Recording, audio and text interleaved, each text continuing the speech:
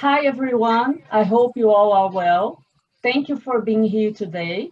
I am Lorena Hakak, and together with Solange Gonçalves, we are two of the coordinators of the study group on family and gender economics, GeFam, and we are going to mediate this webinar. This webinar will be divided into parts. The first part is the presentation by our guest, and then we will open for questions and answers. Attendees can ask questions at the end of the presentation or send them their questions through the Zoom chat. Well, today we are pleased to welcome Professor Jeanne Lafortune. She will present her paper, Collateralized Marriage, co-authored with Corrine Low. Shall we get to know better our guest? Jeanne Lafortune has a PhD in economics from MIT University, MA at the University of Toronto, and BA at McGill University, Montreal. She is Associate Professor and Director of Research of the Department of Economics at the Pontificia Universidad Católica de Chile and is a Research Fellow. Her research fields are family economics, economic history, and development economics. Hi, Jeanne. Hello. Thank you so much for accepting our invitation. We are very Thank you for having me. Yes, thank you very much. Okay, when you're ready, you can start. So thanks again for having me, and I'm really excited to share this work with you. As Lorena was saying, this is joint work with Corrine Low, who's at Wharton. So what is, motivating our paper is in part this notion that marriage has decreased all over the world. I was actually looking right before the presentation, around 65% of Brazilian children are now born out of wedlock. That number is less high in the US, but it is increasing. And so we see that, as the number of unmarried births has increased, the number of married births has fallen. And, part of the explanation for this would be that marriage contract is too strong. And so people want a weaker alternative like non-marital fertility. And I'll be very clear because as I was discussing with Lorena before the seminar, in Brazil, the law implemented around 10 years ago made cohabitation and marriage relatively similar, but that is not something that is common across the world. And so if people choose to use an alternative, one hypothesis is that it is because they don't want a very strong contract like the marital one. But this is a little bit difficult to reconcile with the fact of who is actually stepping out of marriage. And so in the United States, there is a clear gradient by wealth about who gets married and who doesn't. And so this decrease in marriage is much stronger from the middle class and the poorer individuals than the rich. So the rich continue to get into marriage.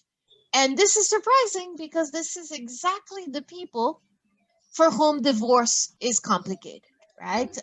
So if you don't have anything to divide, the marriage contract doesn't matter so much in your life. And so in our previous paper, we've shown that asset ownership is very strongly associated with marriage, even conditional on things like education, race, and income. So even thinking of people of the same educational attainment, people who have assets are more likely to get married than those who don't.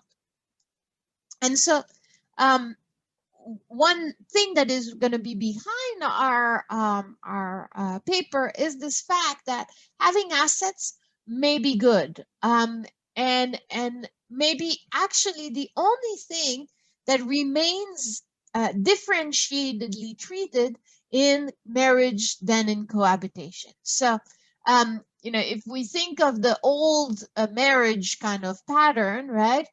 Marriage was a very strong contract. It was very difficult to get out of it. You basically had to be in agreement with your spouse to obtain a divorce. When you were separating, only when you have marriage were you able to obtain some sort of transfers like alimony payments. The parental rights for the fathers were only granted in marriage. Those who were born out of wedlock had much more difficulty making sure that their children, that their father would continue to support them. And marriage specified very clearly how assets should be divided upon separation. Today, right, this is not the case. So divorce is much more freely available.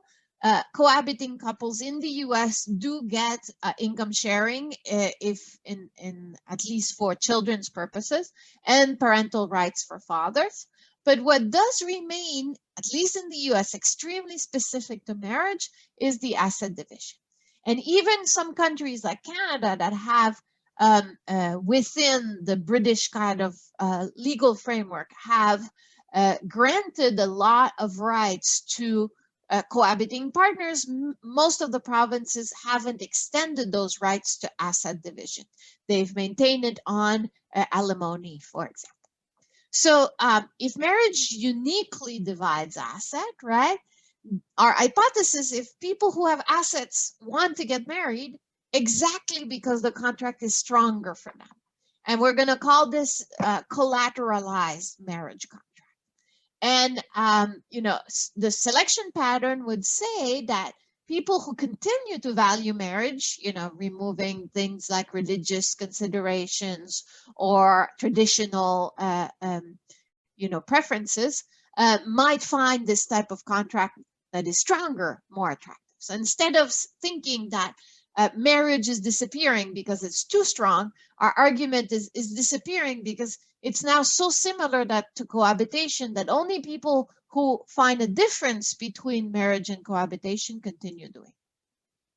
So how are we gonna, try to make this point? We're basically gonna have, three parts. So the first part is gonna be a theoretical model where we're gonna argue that specialization in a relationship is maybe efficient, but it's gonna generate risk. And so we're gonna observe that a specialization is gonna be less than the efficient level in current marriage type of contract, but that having asset division and being able to hold asset is going to change, is going to make this less bad for couples. And so couples that have assets are going to want to marry. And then we're going to try to test the predictions of our model. We're going to use an exogenous variation in something that affects the way couples can share assets.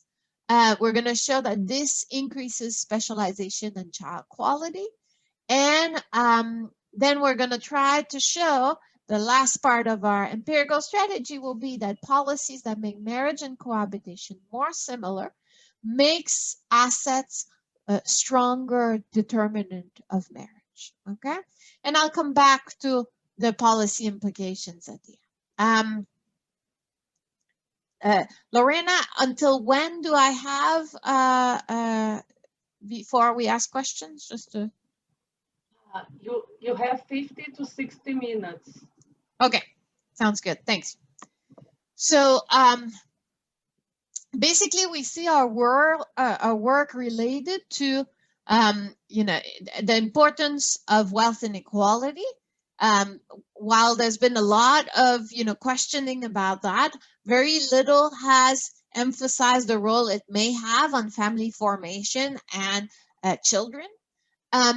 Then there's this big literature that has talked about the retreat from marriage, But most of it has basically said those that retreat from marriage are the ones who have less taste for the benefits it provides.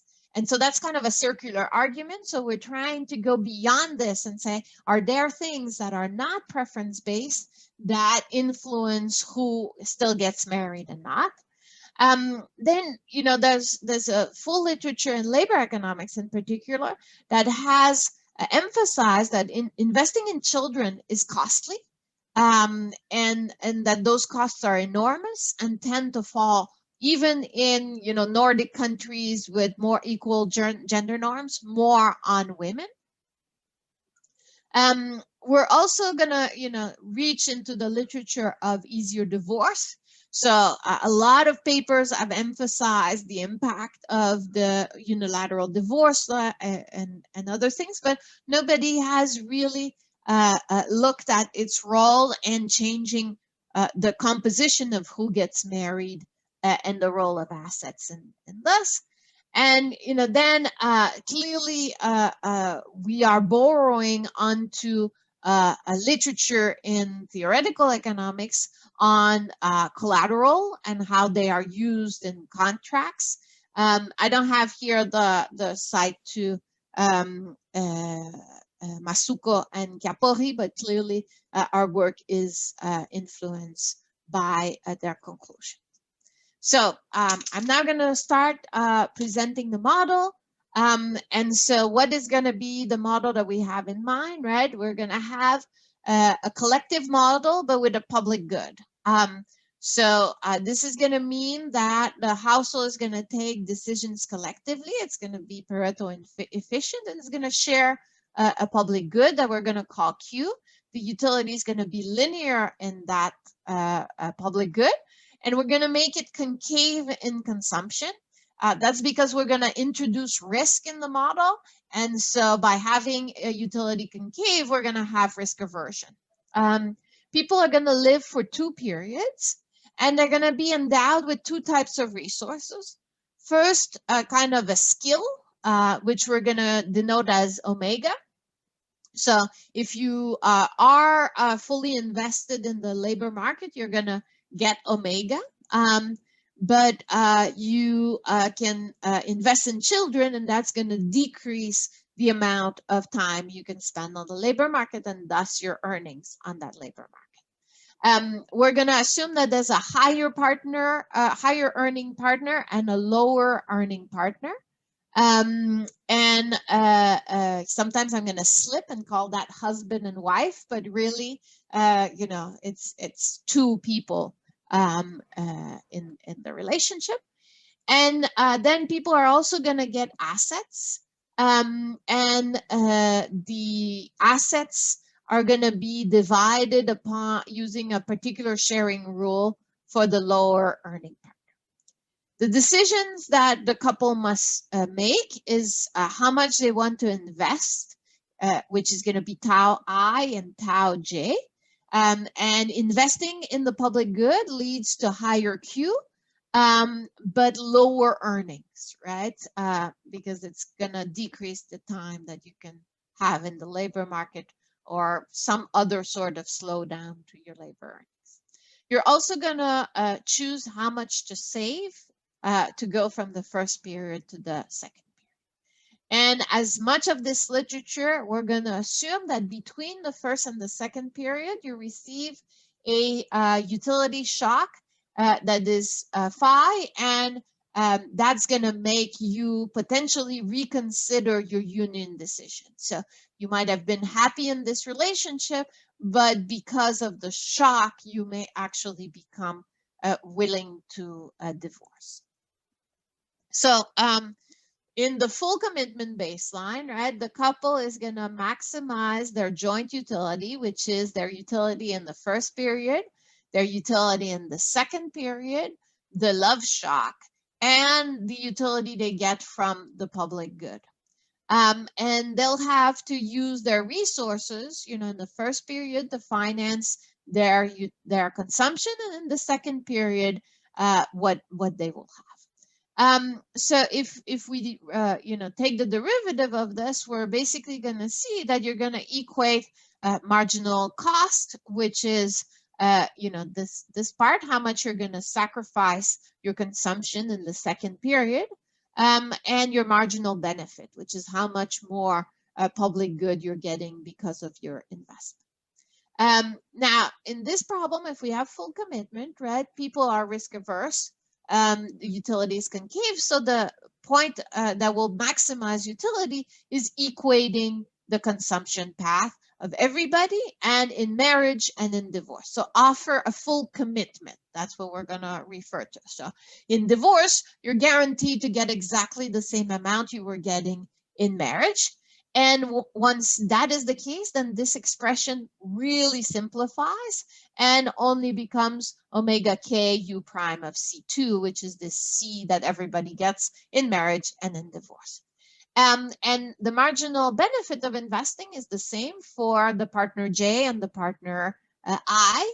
And so this is going to be the same, right?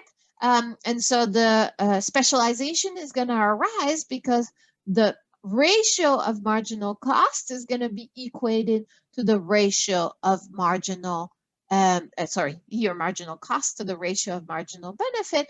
And if one of the partner has a higher cost of investing in children, then it would be efficient for that person to invest less, and vice versa, right? The lower income partner would be enticed to work to invest more in the children.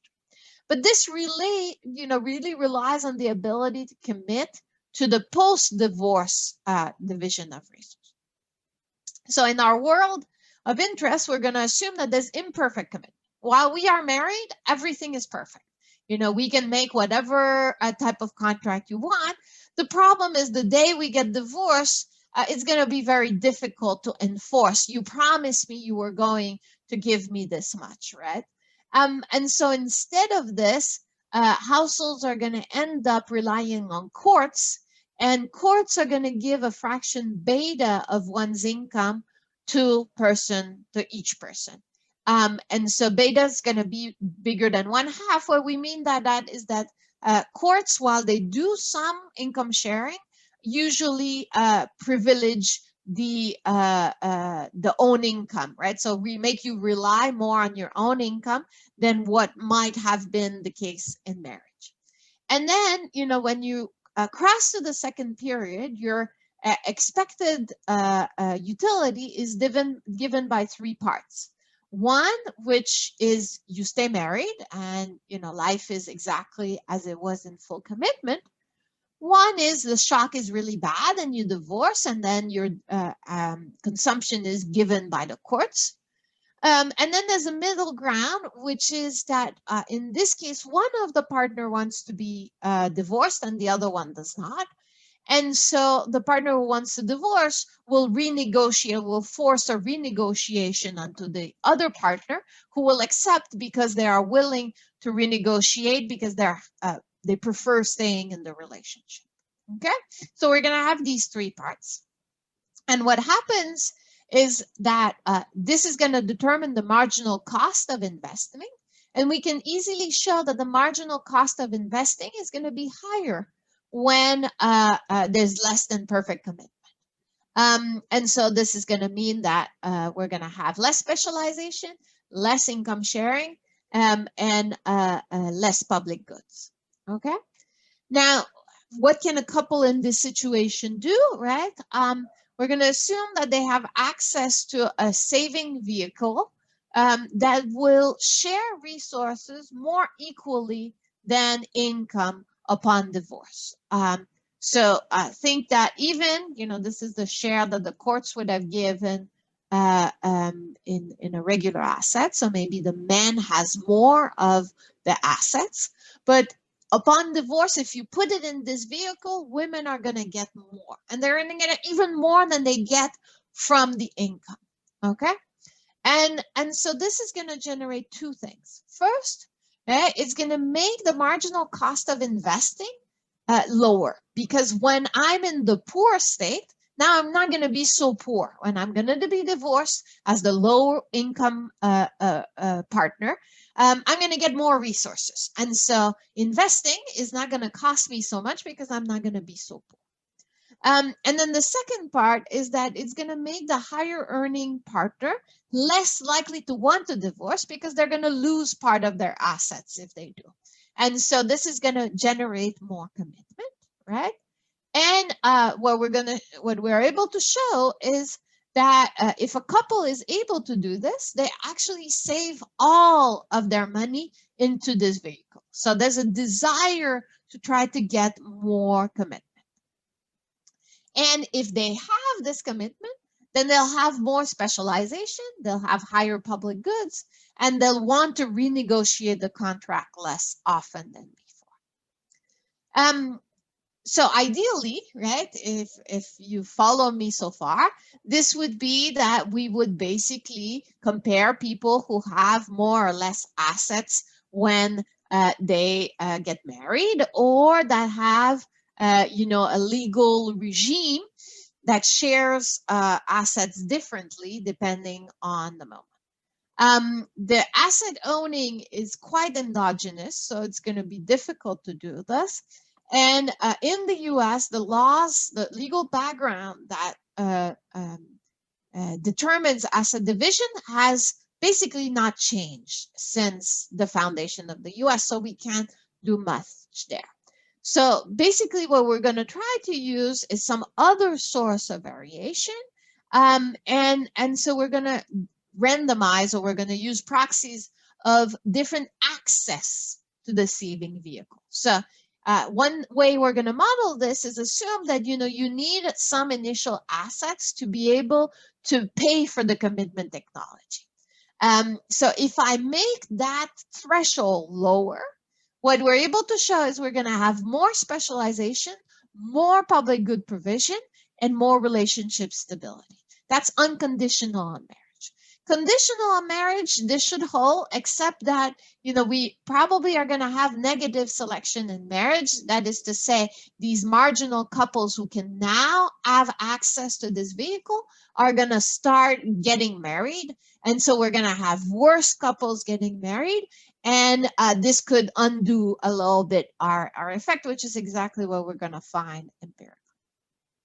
And so what is this lambda in our mind, right? It would be something like a down payment for a house. And so if I make it easier for you to buy a house, then we will get higher specialization and more public good. In addition, we're in the model, we have this notion that couples will choose whether to marry at a cost or have non-marital fertility. Right, so we're going to make cost of marriage, the fixed cost of marriage, higher than non-marital fertility. And you can think of what we're going to call similarity with marriage, the beta. How much do they share in cohabitation upon separation? So do the courts offer any sort of income protection or not? And so basically what we're modeling is this difference. And our proposition is, if we have imperfect commitment in both marriage and cohabitation, but only marriage has this commitment technology linked to assets, then the relative preference for marriage over cohabitation will increase in A. Okay, so basically as A increases, I have more assets, I will marginally prefer marriage more than cohabitation. Okay, and that's going to give us our last proposition, which is that the correlation between A and the probability of marriage will increase when marriage becomes more similar to cohabitation. Okay, so that's going to be basically, this is simulations that we've done that replicate this pattern. So you see that, when marriage is fully committed, everybody gets married, right? Irrespective of how much assets they have. But as you make a marriage less and less of a strong contract, except for assets, what we are showing is that the gradient, right, the slope of this curve becomes higher and higher, indicating that assets become a higher determinant of who gets married than before. Okay. So having shown this, right, so I could have just shown you this model and say we have a model that's, you know, links specialization and commitment. But the key contribution we're able to make is to try to test empirically this. So I could have just used the legal framework in the US. I told you it hasn't changed in the last 100 years. But what I'm able to see is that in states where the property regime is such that it favors more the lower income partner, right, which are these community property states, the difference between men and women's hours worked and whether they worked last year is more different than that in equitable regimes, which are some that share less equally the assets upon divorce. So this is suggestive, but clearly there's tons of other differences between community and equitable property states. And so we're worried of just using that. So what is going to be our idea? You know, in the context of the US, the own homes are one asset that is frequently divided in a way that favors the mother. Okay, irregardless of whether I'm in equitable or community property regimes. You know, this is a folklore type of saying in the US. You know, instead of getting married again, I'm going to find a woman I don't like and just give her a house, right? So this is kind of indication that in US divorce cases, the house usually ends up being splitted favorably towards the lower income partner.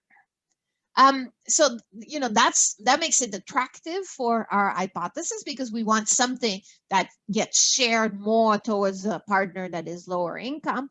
But in addition, in the US, marriage and home ownership are very related. So this is, you know, a graph that tells us 0 is the moment that a change occurs, right? So whether you marry at period 1, you have your first child in period 1, or you have non-marital fertility in period 1. And what you're seeing is that for children, whether in wedlock or out of wedlock, we don't see a difference between owning a home before and after that event.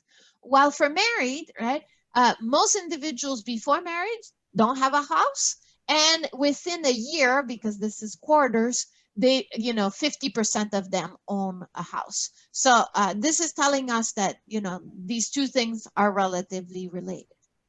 And so what we're going to ask is being able to own a home linked to more specialization? So we're going to use data from the ACS from 2008, 2014. You can think of this as like a mini census that is done every year in the US. And we're going to look at, and in those years, they ask, when did you first get married? So we're going to look at people who got married between 91 and 2014. And we're going to link this to the housing price that they faced at that moment in time when they were thinking of getting married. So we have basically two ideas. We're going to basically look at what happens to specialization depending on the HPI when in your state when you were getting married. And we're going to control for state fixed effects and year of marriage fixed effects, and also year of census fixed effects, and also for the HPI in the year of the census or the ACS that we are using. We're going to try to control for things like education, gender, etc. And so this is going to be our first specification, but then many people said, yes, but you can pick when you get married.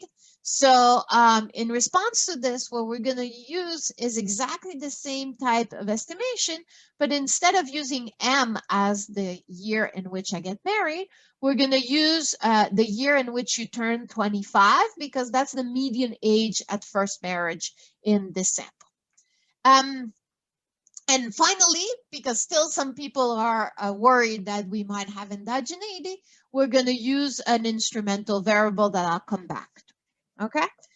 Now, you may tell me, well, but housing prices are going to have an impact on tons of other things. And in particular, they may affect renters and homeowners equally. But this is, the difference between rental price and housing and purchase price for 4 different states. And what you're seeing is basically rental prices are way more constant than housing prices. So if you buy, you're basically exposing yourself to ups and downs that renters are not facing as strongly. Okay. So what we're first going to show you is this matters for owning a home. So if at the time of your marriage you faced higher HPI, you are less likely to have a home, right? So we're all going to do this as cheaper home prices. And if you, at age 25 you have cheaper home prices, you're also more likely to own a home by the time we measure you later on. And not only is this correlated with owning a home, it is also correlated with patterns of specialization. So for men, which is this coefficient, right, cheaper homes don't change the probability they work last year, increases their usual hours worked, increase their wage and their log hourly wage. For women, which is here, right, I need to add these 2 coefficients. And what you'll find is that we consistently see an opposite pattern for women.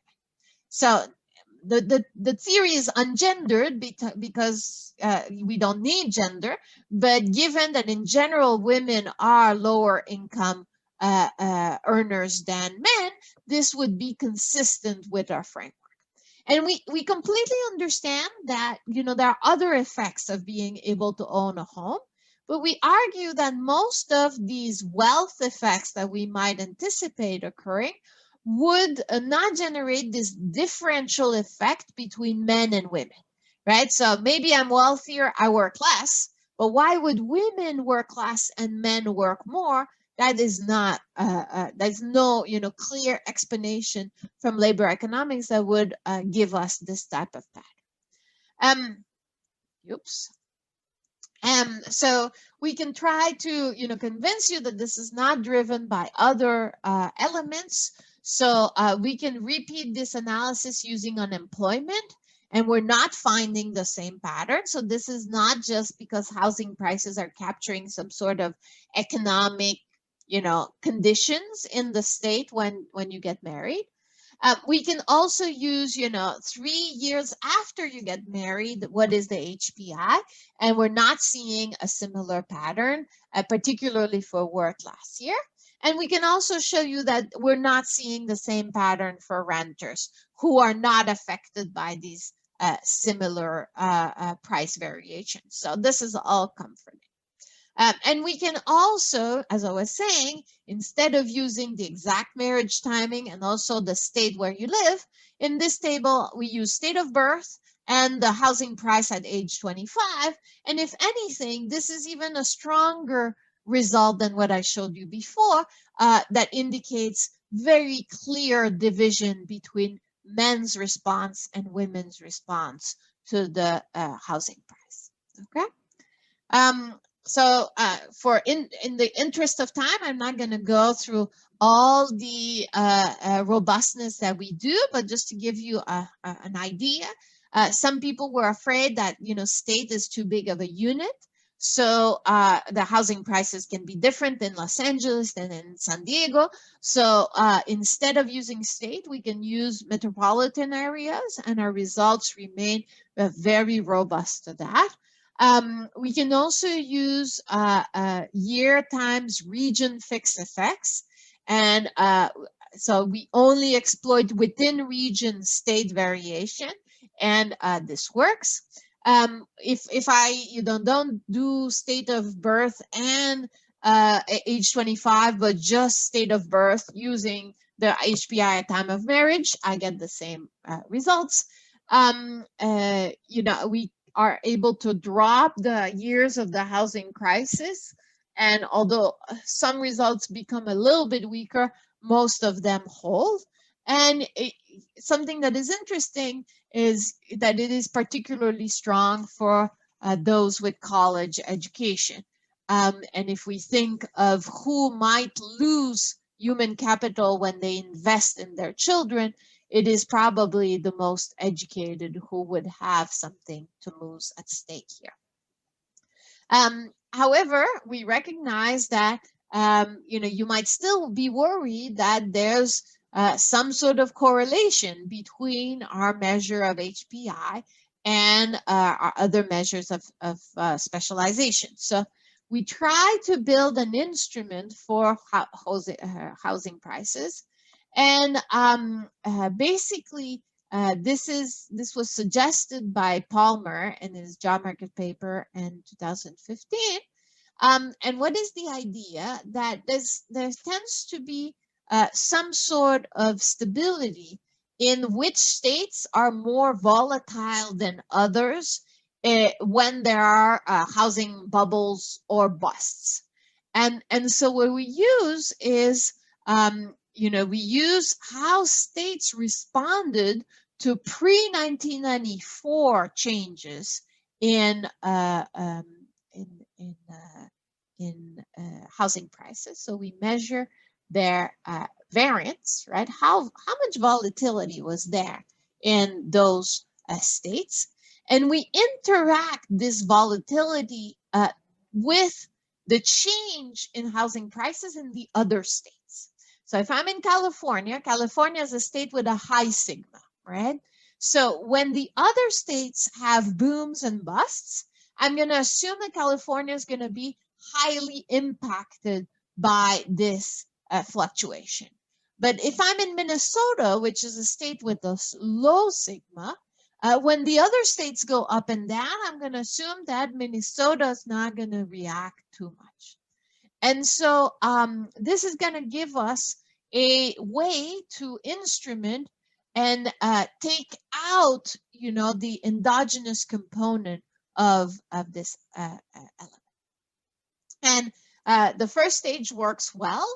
So we are able to predict very well the HPI at the time of marriage or at age 25. And in addition, once instrumented, we see exactly even stronger pattern than we were seeing before, in the sense that cheaper instrumented or exogenous housing prices are correlated with more home ownership. Okay. And if I go back to my specialization table, if we instrument, we see again that the results might even be stronger than what we had before. There's definitely larger in magnitude in almost all cases. So this suggests that men who face exogenously higher housing prices are less likely to work, and women who face exogenously high housing prices are more likely to work, reducing the gap between men and women's work patterns. That is the case when I do it for marriage age or at age 25. Okay. And then, not only does our model suggest that patterns of specializations are going to be different, but also other child or the public good, right? Q is going to be larger. Now I have way less good identification for this question, because I can't convince you that I have, men versus women responding differently, so it can't be a wealth effect. But I'll show you that at least it's consistent with our model. So what we're seeing is couples that get a cheaper house are observed to have children who are less likely to be behind their grade in school, right? So their age would suggest they should be in third grade and they're in second grade or first grade. We're also going to see that cheaper housing is correlated with having more children. And finally, that cheaper housing, once instrumented, is correlated with having less divorce, right? So all these would be consistent with our framework, but we cannot exclude that they may also be driven, for example, by a wealth effect. Okay, so that's the first kind of empirical test of our model, in which we're able to show that exogenous access to some resources, right, to a commitment device that is called a home, should increase specialization and increase relationship stability and public good provision. So when insured, lower income partners are willing to invest more in the public good. That's basically what we're saying. But our model also has a second set of prediction, which is that as marriage and cohabitation become more and more similar, we should see that assets become a stronger determinant of whether you marry or not, okay? And so the first type of way that we're going to think that marriage and cohabitation became more similar over the last 20,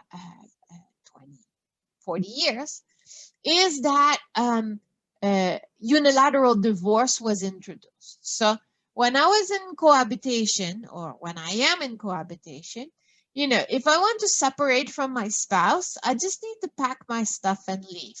I don't need to go see a lawyer. I do not need to, ask for my spouse's permission.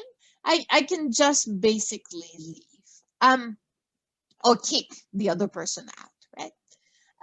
And so this is going to be very different in a bilateral divorce regime. So before the 70s in the US, if I wanted to get divorced from a marriage, I basically needed to convince my spouse to reach an agreement with me so that we could both go see the judge and ask for divorce.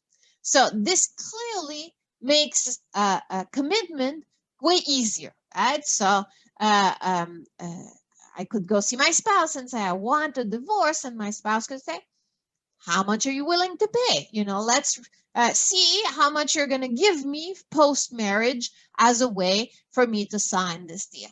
This is not going to be the case with unilateral divorce.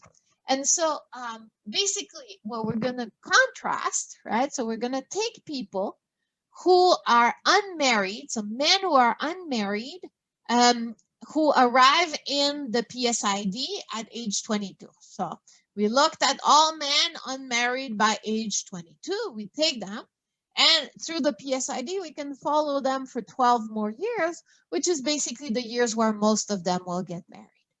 And we're going to contrast a man, right, who was born in state S at time T, right, who, when he got married, had unilateral divorce versus one who doesn't. But we're going to interact this with the amount of assets they have, right? So what a model predicts is that as unilateral laws were implemented, the role of assets is going to become stronger. So this might be positive, right? But this is going to be particularly positive because the change, once the law passes, make asset a better predictor, okay? And so we're going to look at whether this man is more likely to be married. And we're going to control for state and time fixed effects because clearly this might be at play. And what we're able to see is that before unilateral divorce was implemented, having asset was not a good predictor of whether a man would marry or not in the future years. Remember my prediction in my graph, my simulation of my model? Under perfect commitment, men, families with assets and without assets were basically divorcing and marrying at exactly the same rate. So this would be consistent. Once unilateral divorce is implemented, I see that the delta, right, the impact of having assets gets stronger and now predicts the probability of ever being married by something around 15%, right? So it's a change from nothing to about 15%. So that's the first way we test this. The other big change that has occurred over this period in terms of making marriage and divorce similar is the recognition of non-marital paternity rights. So, in the US, even if the child is not biologically mine, but we have had this child in marriage, the father, the husband, is assumed to be the father, right? So there are implicit parental rights granted through marriage. And if you are in a cohabiting relationship, that's not the case, right? So I may have been cohabiting with someone, I get pregnant, the law will not say that this partner of mine is necessarily the father of this child.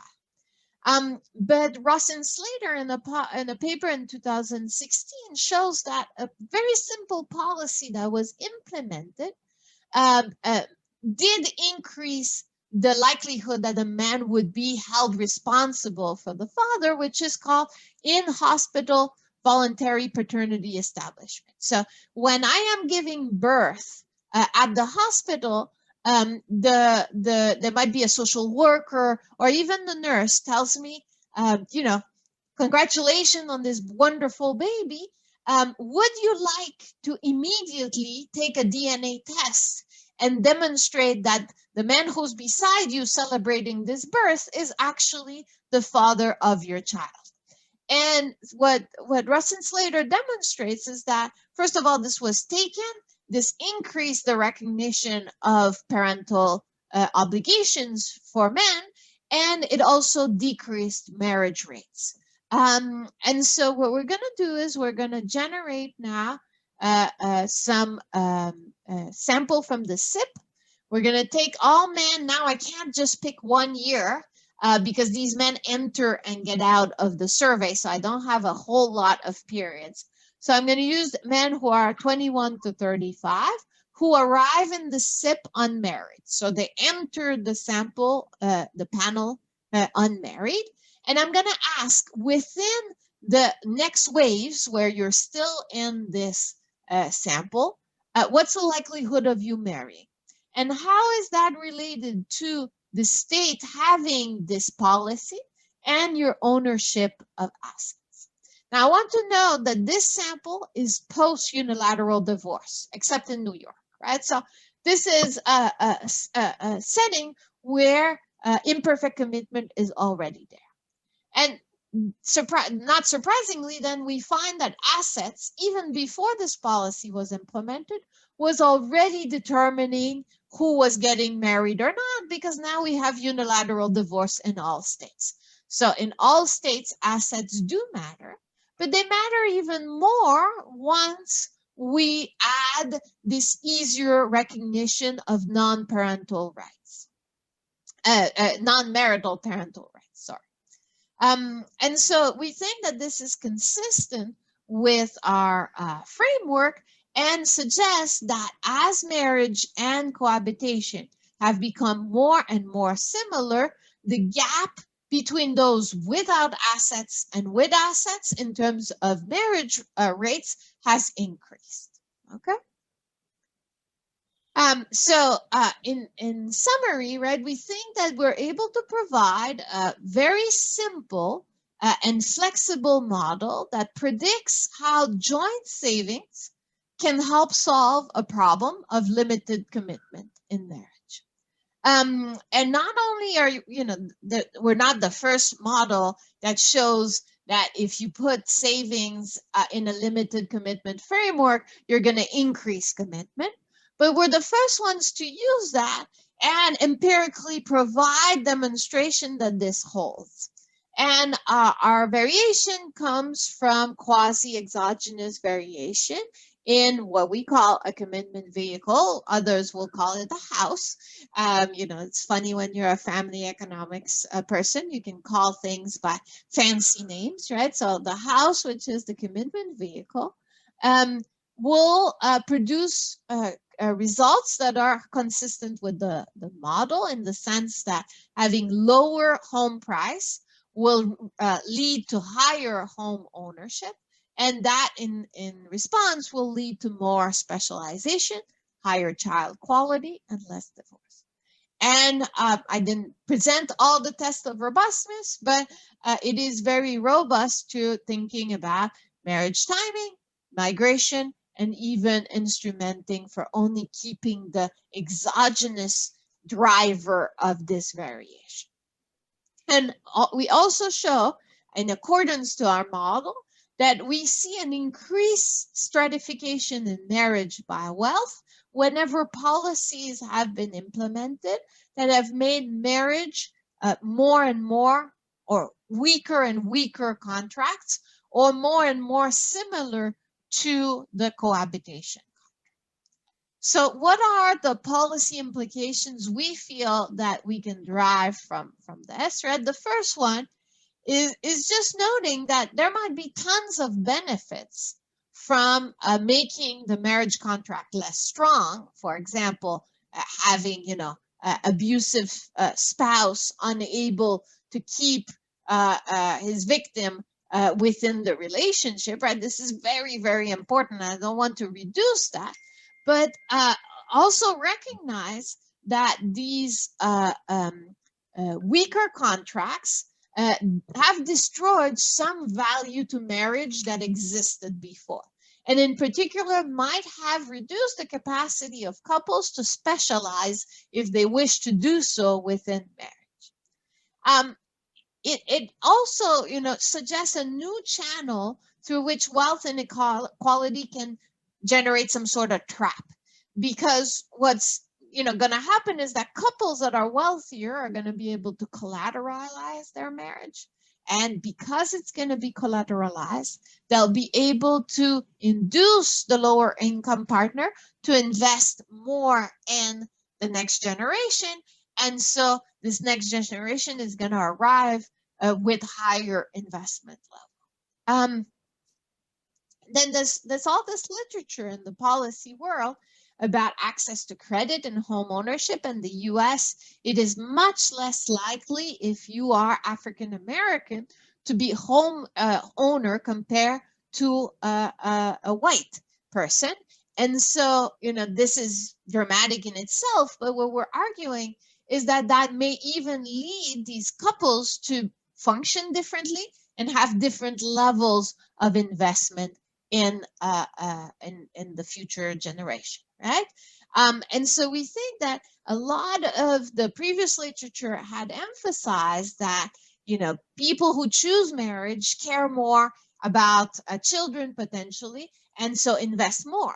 We're not saying that they care more about children.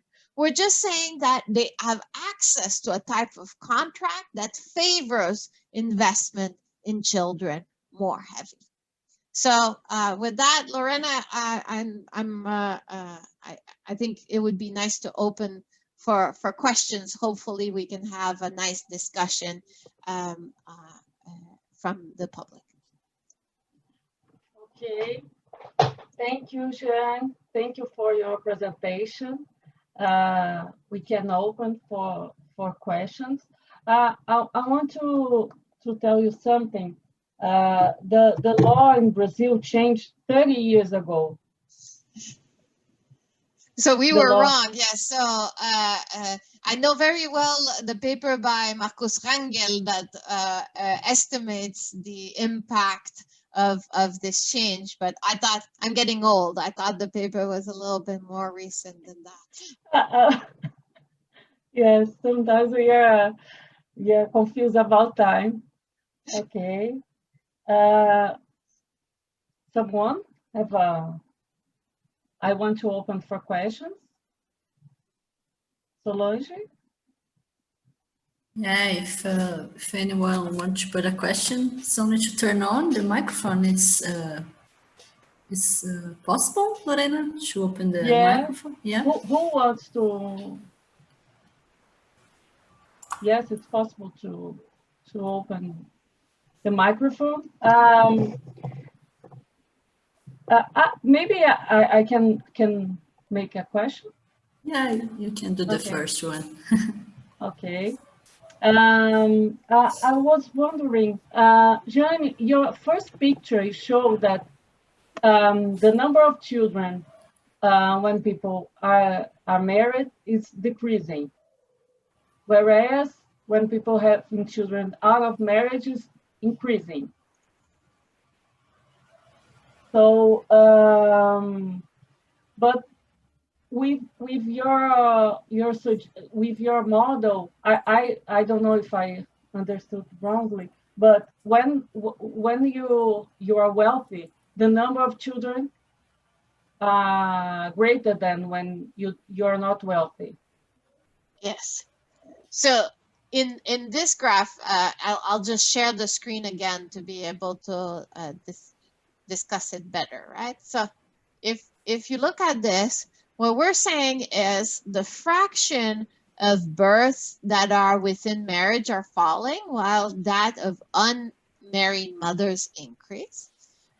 But this could just be a composition. So what we are arguing is that there are fewer and fewer couples that choose to have children within marriage. But when they do choose to have children in marriage, they may very well have more children than they would have had if they had been in the unmarried bin. So if you think of this in this way, this is actually a lower bound on how much the ratio would have fallen, because you actually have some people marrying and having more children in this bin, while here the people who stay unmarried may actually have fewer children. So this would be consistent with a pattern of selection first and then differential behavior. And we think that this is an important contribution of our paper, because as I was saying before, what we're able to do in the simulations of the model, not in the data, is a little bit more difficult. But I can show how much of this difference is due to selection versus contract. And what we're finding is that most of the difference, for example, in child quality, in this Q I was referring to, is due to the contract, the nature of the contract, not to selection. So it's not that people who like Q more or who want higher Q go to marriage. It's they go to marriage, they get access to a particular contract, and that contract make them invest more. And we think that this is relevant when we're asking, what can we do to increase the type of investment in children? This would suggest that, maybe protecting the parents, men or women, when they are investing in children and making this costly sacrifice is something that would be valuable. Okay. That makes sense? Yes, because you just not increase the number of children, but the quality. Yes. So in our empirical specification, we think of the public good as being this Q, right? And so Q can be achieved by having more children or higher quality children. And Okay. the two measures are consistent with both things happening at the same case. You have more children and you also invest more in them. Okay. Solange? Oh, I have only a question, but maybe I lost some piece of your model. Jeanne, do you have credit restrictions in this model? And how can free access or maybe equally access to credit between women and men, what is what's difficult to happen even in developing countries? So maybe we always have this kind of different access to credit between women and men. How can this influence your results? Yeah, so actually, we do have credit constraint, because if we didn't have credit constraint, people without assets could invest in they could borrow, right? And go invest in this collateral assets and share it. Now, men and women are faced with the same restrictions. So this is not because women don't have access to credit. It's because families are too poor to have something to put at stake, right? This is basically what we're saying. Poor families, you know, they want to offer each other protection. But for that, they need to purchase a good that's going to be shared by both spouses upon separation. And the problem is that it's costly to do that, and they may not be able to go get a bank, for example, to grant them the capacity to do that. So this is basically where credit constraints can bind more than in differentiating men or women, right? So if we wanted in our model to make men and women more equal, what we need to do is to make their return to being parents and cost of being parents more and more similar. That would be the what is driving our results. But what we're saying is, as long as these things are not the same, then probably specialization by one of the partner might be better, and that partner might often be the women, and without some sort of guarantee from her spouse, she's never going to do it, right? She's going to invest in her career and not so much in something that might put her in a dire situation upon separation. Okay, thank you. Perfect. Any questions? Okay, Anna? I have one. Jeanne, first of all, congrats for your study, your presentation. It's Thank you. really rich and huge stuff, and very interesting study. I was like, I have a question. I think I'm mixing some things. In your last slide, you put like a correlation, like low home price causes higher home ownership, which causes more specialization, right? Yes. And I was wondering, like in the middle of your presentation, I thought that I had this kind of correlation. The home price is correlated with more specialization for men and less for women. And I was, and you talked about it, the volatility of the price house as well, that buying and selling houses is more, the price of owner selling it is higher, the volatility is higher than the renting. Yeah. And I think I didn't follow quite well how is the correlation of volatility to specialization. Can you? Yeah. Okay.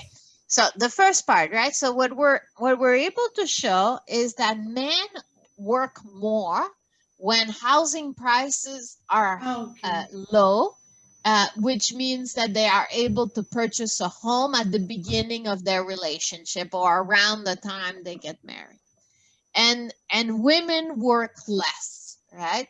So as long as on average women have lower income potential than men, this would be an indication of specialization.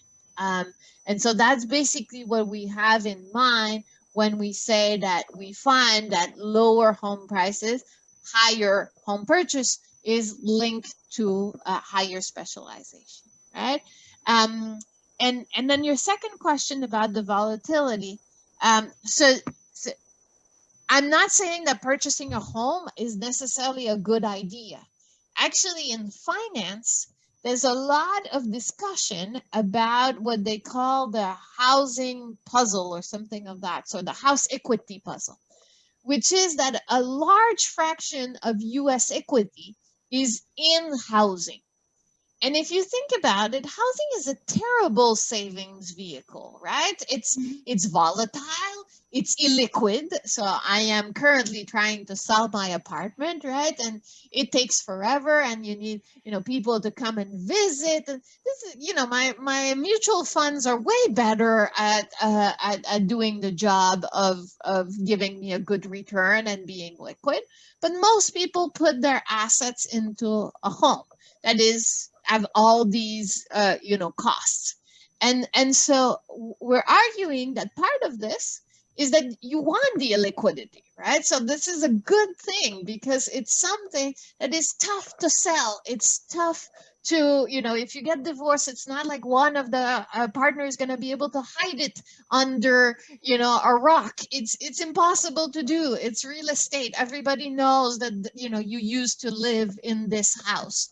And the judge will definitely see it. So despite its volatility, it may have some advantages that, other types of savings vehicle would not have. And because courts tend to treat it very differently than other assets, it's a way for the higher income partner to ensure their lower income partner upon a bad outcome.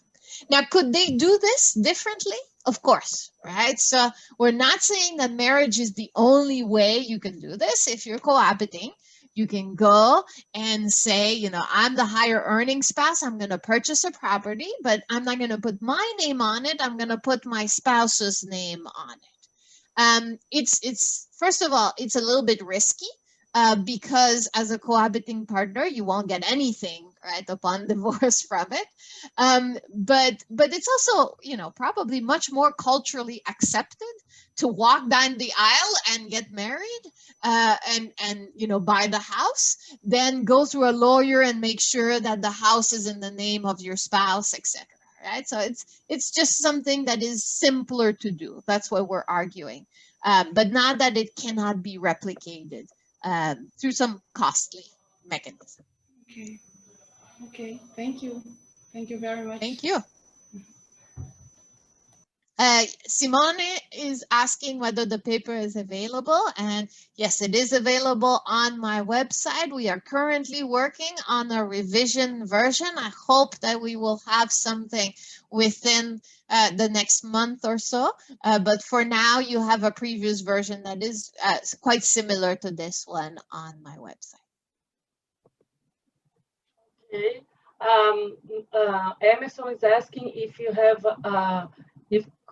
you could use other assets other than home ownership as assets.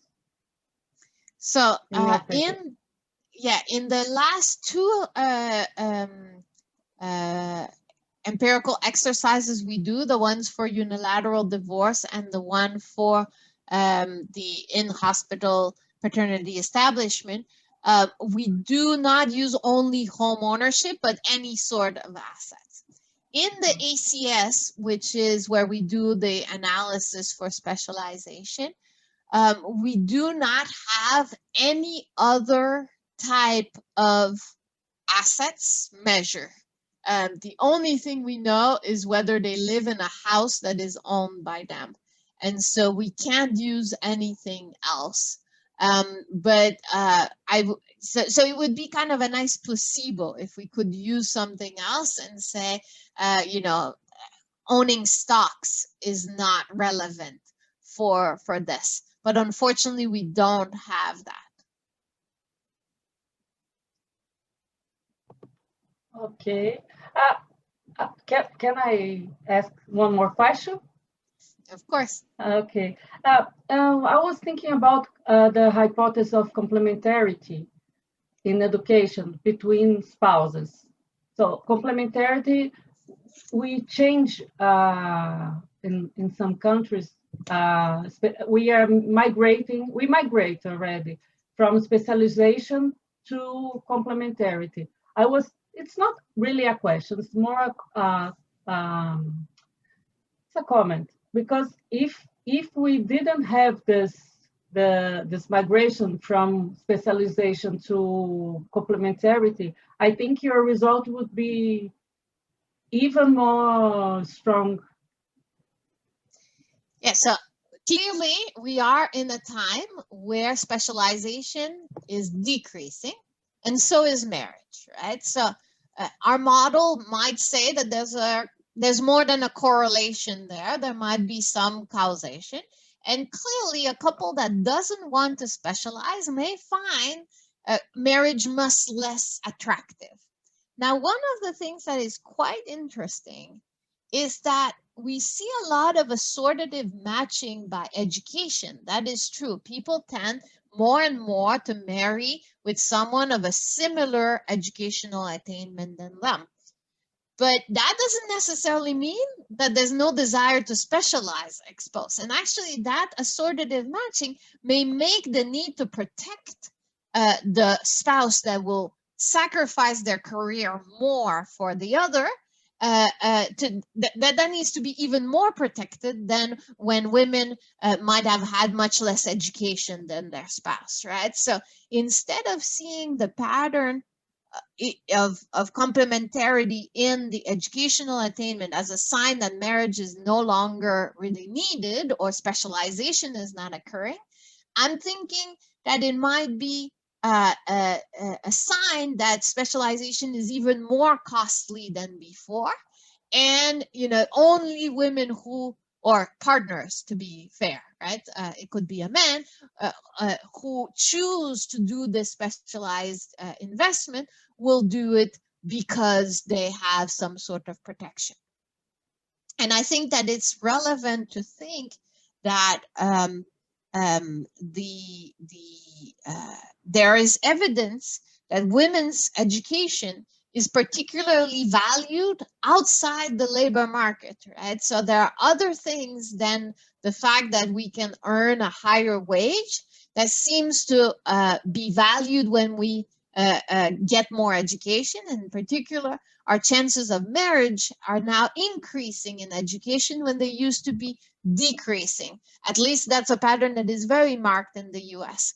And so this would even go in that direction, right? So men want more educated women to specialize in doing a task that they particularly care about, which is raising children.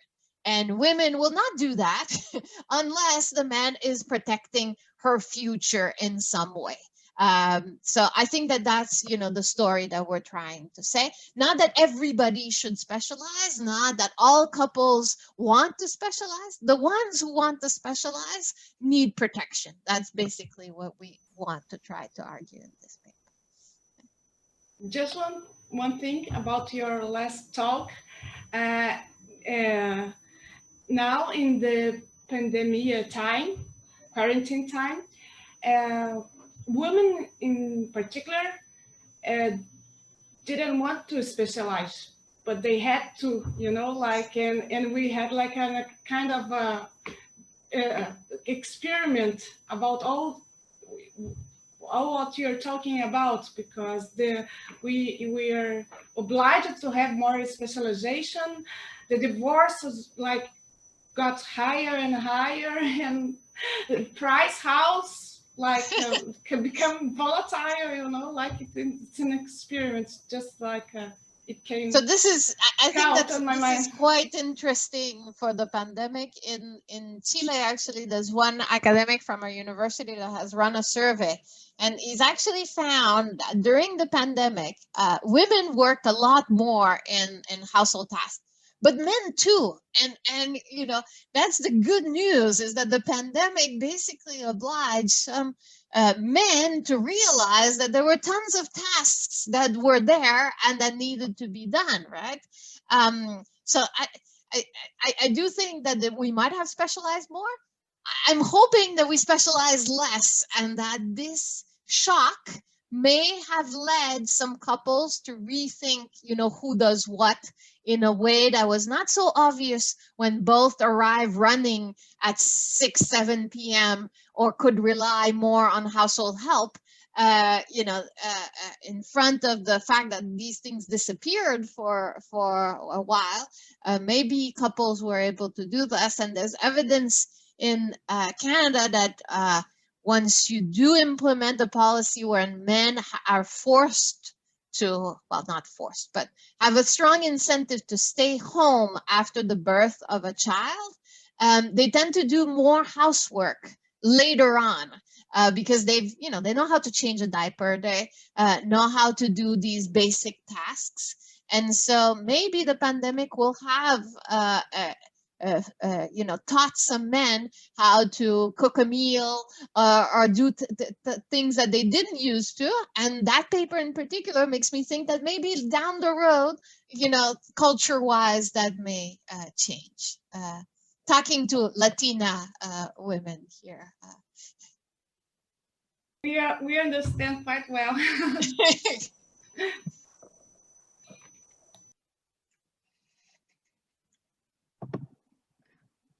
Anyone? Any more questions? No? Okay. So thank you, Jeanne, for being here today. Thank you very much for the invitation once more. Okay, thank you very much. We ended today our 2020 GeFam webinar series on a high note. Solange and I would like to thank everyone for their participation. See you all in February when our webinars will be back. If you missed one of the webinars, take the vacation to watch the others or go into our YouTube channel, or go straight to our website, www.gefam.com.br. See you all next year. Have a nice weekend to everybody. Bye-bye. Thank you, Jeanne, again. Bye-bye. Have a nice weekend, everybody. Thank you, Jeanne, for your presentation. Bye-bye.